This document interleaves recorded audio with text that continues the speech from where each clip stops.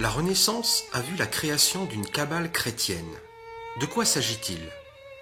À l'origine, la Kabbale est une branche de la mystique juive. Il s'agit de spéculer sur les mots de la Torah pour en faire jaillir les sens cachés. François Ier arriva au pouvoir précisément dans le mouvement de rénovation des études hébraïques. Le codage kabbalistique a une signification. Les illustrations et les manuscrits de l'époque regorgent de procédés stylistiques comme les anagrammes, les calembours, la numérologie, les hiéroglyphes. Cette fascination pour les sciences occultes se retrouve chez de nombreux personnages de l'entourage du roi, et même jusque dans la personnalité de François Ier. Citons les grands kabbalistes de l'époque que sont Guillaume Postel et Jean Thénault, l'un des éducateurs du jeune François de Valois. Cornelius Agrippa, magicien, astrologue et alchimiste, était un proche de Louise de Savoie, la mère de François Ier. La philosophie occulte d'Henri Corneille Agrippa en 2 volumes in octavo, traduite du latin par Le Vavasseur. Ce livre a été publié à La Haye, chez Alberts, en 1727. N'oublions pas bien sûr Léonard de Vinci, grand ami du roi, adepte des calembours, rébus et autres devinettes. Toutes ces personnalités auraient pu participer à l'élaboration des multiples codages que nous rencontrons depuis le début de nos recherches, à cette Kabbale architecturale. La véritable spiritualité, c'est la rechercher à l'intérieur de soi. Le malheur dans cette société matérialiste, c'est que la spiritualité est vue comme quelque chose de négatif. Et c'est très grave d'en arriver là. Alors que la spiritualité, c'est quelque chose d'essentiel pour moi.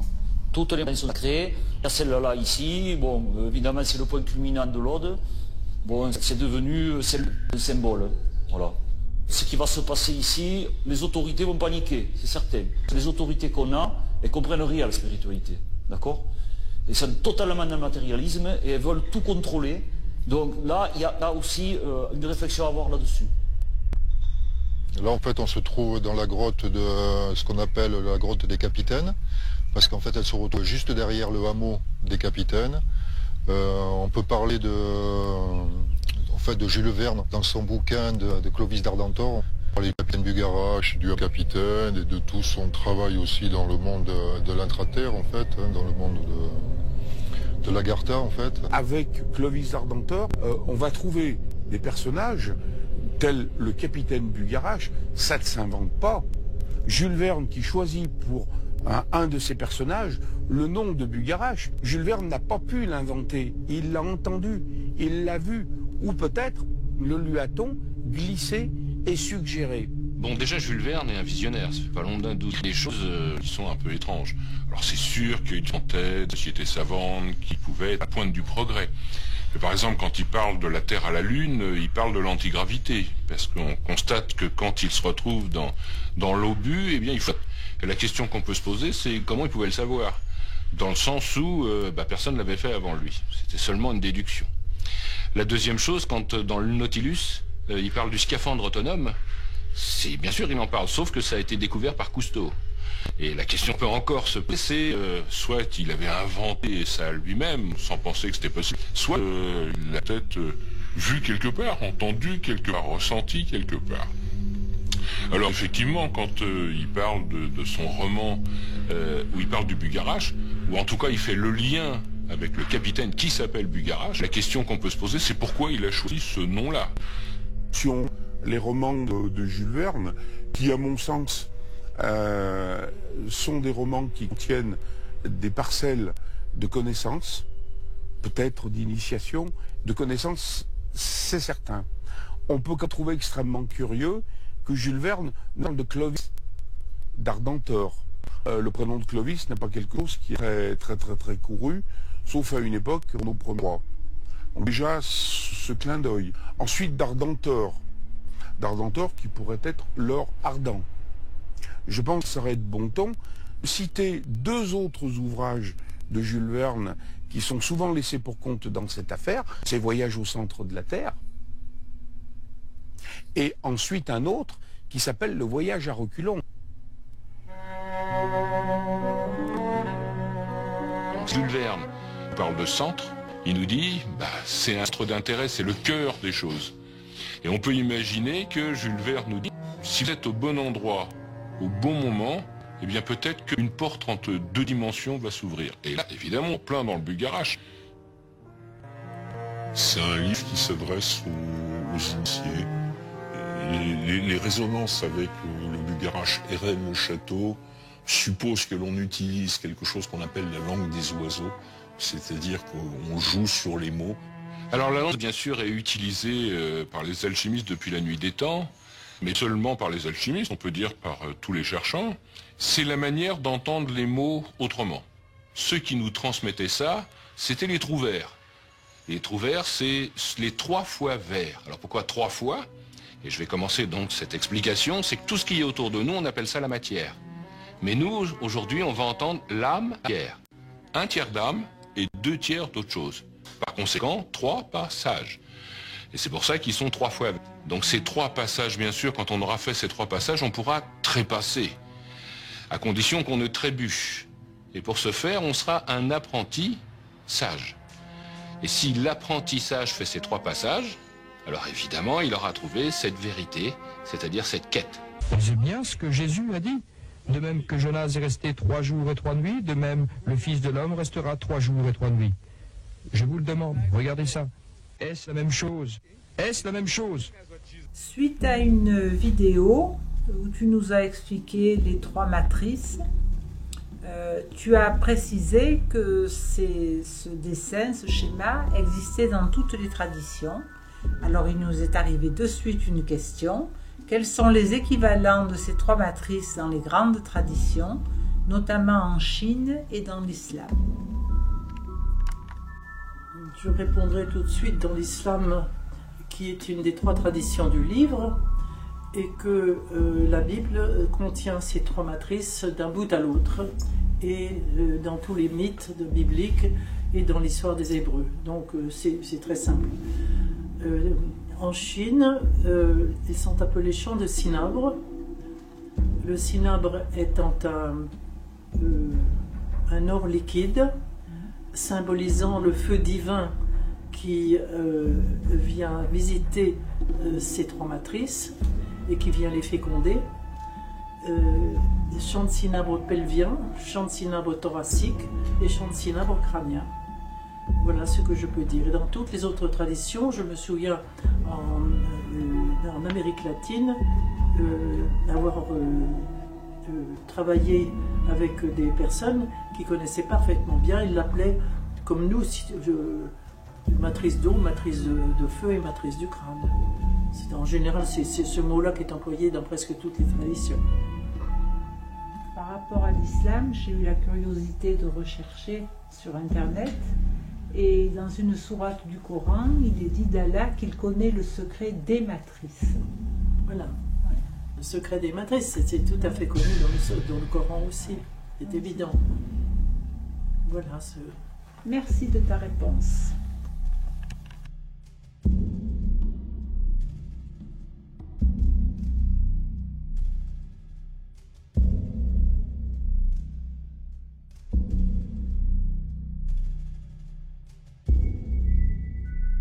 Bien souvent, l'homme a besoin d'intercesseurs entre lui et l'univers et les dieux. Il a appelé ça des anges.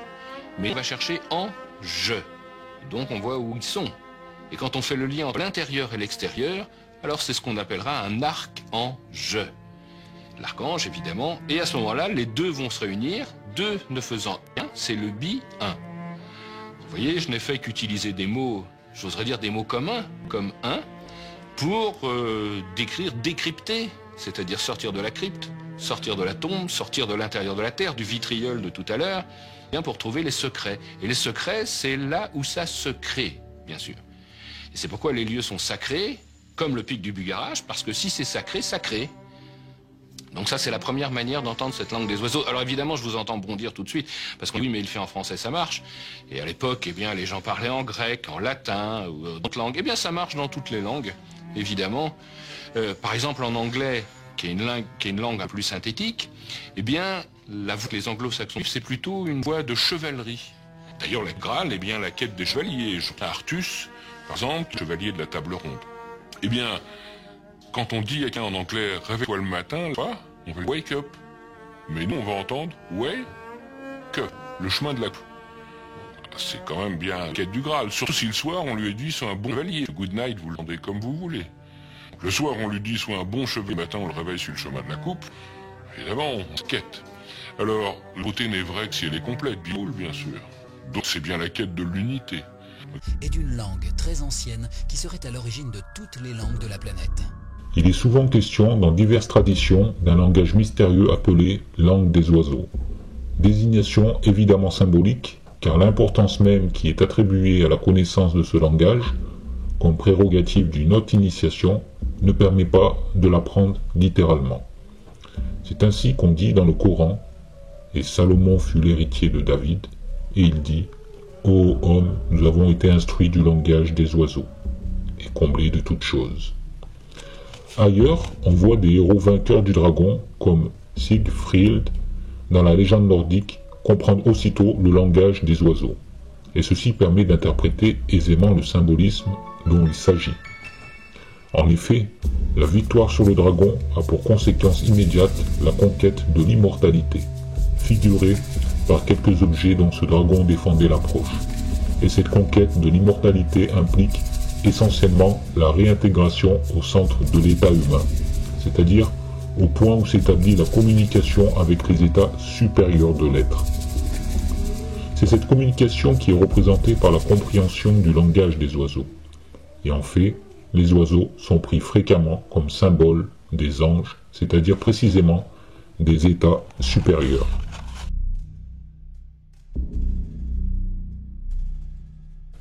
D'ailleurs, il y a aussi une parabole évangélique où il est question, en ce sens, dont on nous parle des oiseaux du ciel, qui viennent se reposer sur les branches de l'arbre, de ce même arbre qui représente l'axe passant par le centre de chaque être et reliant tous les états entre eux.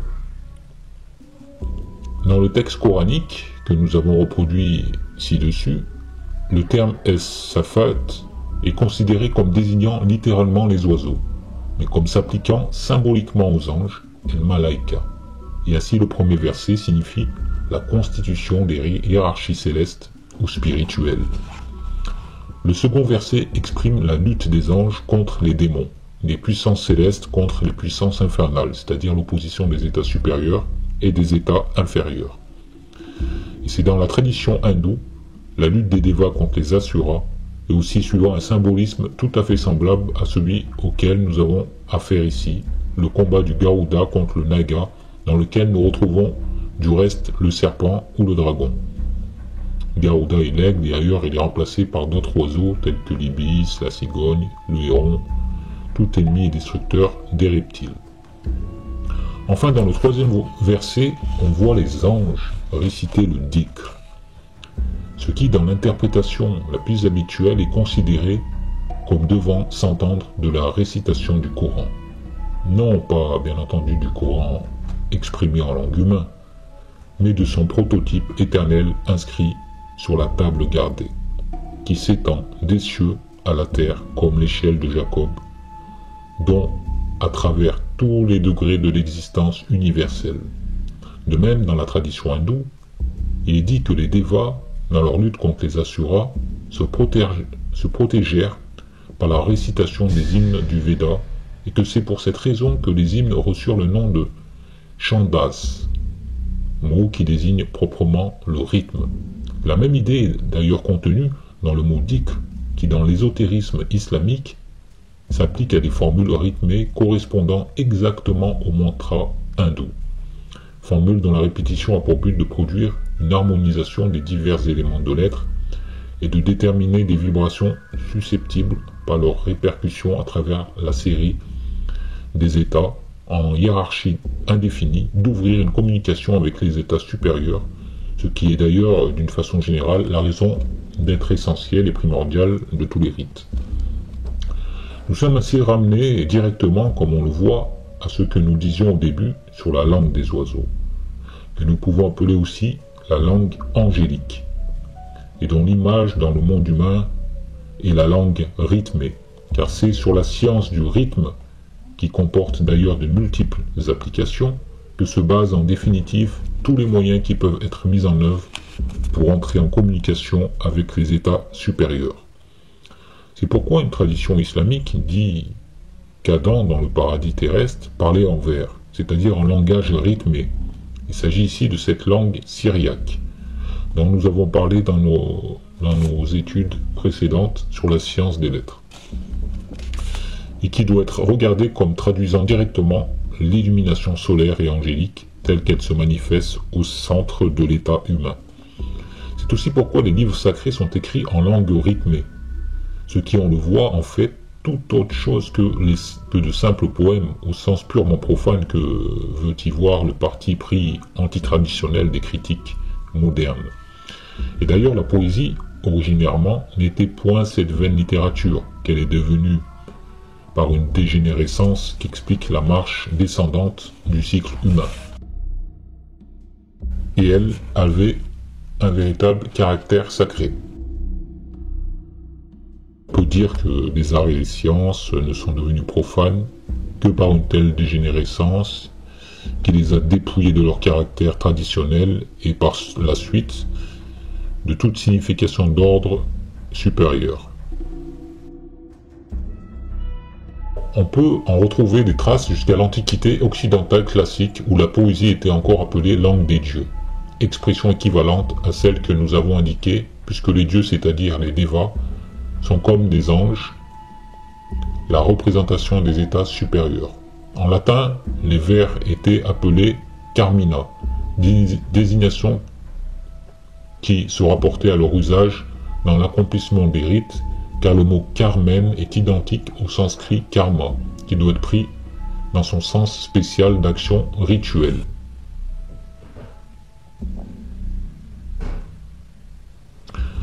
En sachant que le mot poésie dérive aussi du verbe grec poein, qui a la même signification que la racine sanskrit kaeri, d'où vient karma, et qui se retrouve dans le verbe latin créar, entendu dans son acceptation primitive. À l'origine, il s'agissait donc de toute autre chose que de la simple proposition d'une œuvre artistique ou littéraire, au sens profane qu'Aristote semble avoir eu uniquement en vue en parlant de ce qu'il a appelé science poétique. Et donc la poésie c'était plutôt une science rythmée, vivante, un langage vivant, et non pas la poésie dont on entend aujourd'hui. D'ailleurs il y a une sourate qui s'appelle les poètes. Continuons. Alors plus tard, par une autre dégénérescence, le vat ne fut que plus d'un vulgaire de vin, et le carmen, d'où le mot français charme, et le mot carmen, d'où le mot français charme, un enchantement, c'est-à-dire une opération de basse magie. C'est là encore un exemple du fait que la magie voit même la sorcellerie, ce qui subsiste comme dernier vestige des traditions disparues. Donc le mot carmen, qui signifie à l'origine karma, l'ont vulgarisé en le transformant en charme, comme le shaitan, quoi. Ils l'ont charmé. Ces quelques indications suffiront pour montrer combien ont tort ceux qui se moquent des récits ou des questions de la langue des oiseaux. Il est vraiment trop facile et trop simple de traiter dédaigneusement de superstition tout ce qu'on n'en comprend pas. Mais les anciens, eux, savaient fort bien ce qu'ils disaient quand ils employaient le langage symbolique. La véritable superstition au sens strictement étymologique, c'est ce qui se survit à soi-même, c'est-à-dire en un mot, la lettre morte. Mais cette conservation même, si peu digne d'intérêt qu'elle puisse sembler, n'est pourtant pas chose si méprisable. Car l'esprit qui souffle où il veut et quand il veut peut toujours venir revivifier les symboles et les rites et leur restituer, avec leur sens perdu, la plénitude de leur vertu originelle.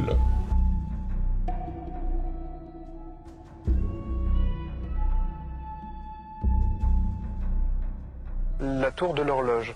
Et là, toujours en cabale phonétique française, l'horloge, ça veut dire ici l'horloge.